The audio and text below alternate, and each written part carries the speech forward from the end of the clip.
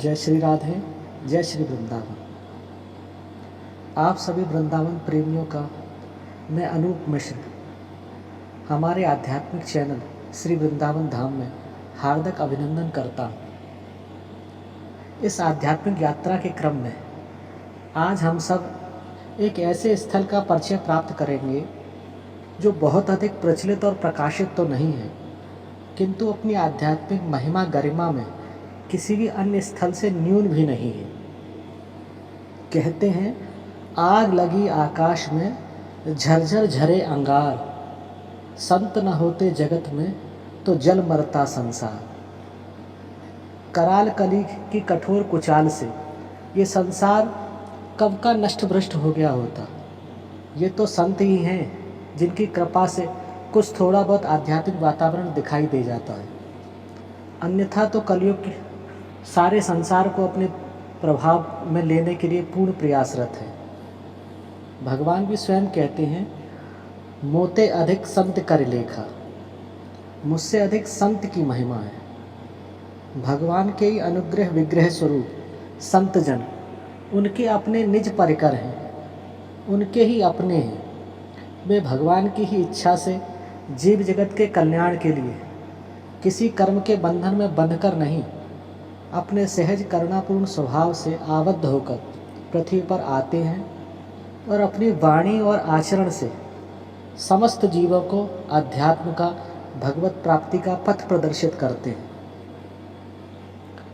आज हम एक ऐसे ही स्थान के बारे में जानेंगे जो संतों की महिमा का जीवट स्वरूप है और भगवान के शब्दों को अपनी उपस्थिति से प्रासंगिक बना रहा है। ये स्थल है श्री रंगजी मंदिर के ही पास, श्री रंगजी मंदिर के आधा किलोमीटर से भी कम दूरी पर स्थित रंगजी नगला में 64 महंत। इस स्थान का नाम है 64 महंत। अपने नाम से ही यह स्वयं परिभाषित कर रहा है कि यहाँ संतों की उपासना प्रधानता से होती है। भगवान श्री कृष्ण के स्वधाम गमन के उपरांत धीरे धीरे वृंदावन में चारों तरफ बस वन ही वन हो गए। भगवान के लीला स्थल भी उन वनों में कहीं लुप्त हो गए। तब फिर सर्वप्रथम भगवान के ही प्रपौत्र श्री वज्रनाभ जी महर्षि शांडिल के साथ मिलकर आए और भगवान के उन लुप्त लीला स्थलों को प्रकट किए। काल के प्रभाव से एक बार पुनः भगवान के लीला स्थल लुप्त हो गए।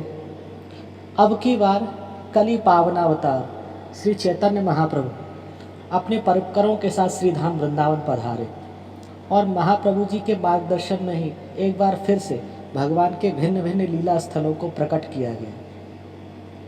उसी संदर्भ में वर्तमान 64 महंत इस स्थल पर ये सभी संत महंत एकत्रित होकर भगवान की लीला स्थिति को प्रकट करने के लिए बैठक किया करते थे, विचार विमर्श करते थे कि कैसे कैसे कहाँ कहाँ भगवान ने कौन कौन सी लीलाएं की हैं और उन स्थलों को कैसे प्रकट किया जाए। ये स्थल इतने सारे महापुरुषों की उपस्थिति का साक्षी रहा है। इस प्रकार वृंदावन का जो वर्तमान स्वरूप हम लोगों को देखने को मिलता है, उसके प्राकृतिक की रूपरेखा इस स्थल पर भी बनी थी। इस स्थल पर उन महापुरुषों के प्रतीक चिन्ह के रूप में आसन समाधि बनाई गई हैं। यहाँ के सेवाए श्री भोला बाबा जी का कहना है कि ये स्थल वृंदावन के प्राचीनतम स्थलों में से एक है। यहाँ वर्ष में एक बार होली के 3 दिन उपरांत अर्थात चैत्र कृष्ण पक्ष तृतीया से 3 दिन तक बड़े महाराज जी का भव्य स्मृति महोत्सव हर वर्ष धूमधाम से मनाया जाता है, जिसमें विभिन्न स्थानों के संत महंत विद्वानों को आमंत्रित किया जाता है। हरिनाम संकीर्तन होता है। संत ब्राह्मणों, दीन दुखियों सभी को भगवान का भोजन प्रसाद वितरित किया जाता है। आप सब भी जब भी वृंदावन आएं तो संभव हो सके तो यहाँ आकर इस स्थान का दर्शन करके आध्यात्मिक लाभ प्राप्त करें। जय श्री राधे, जय श्री वृंदावन।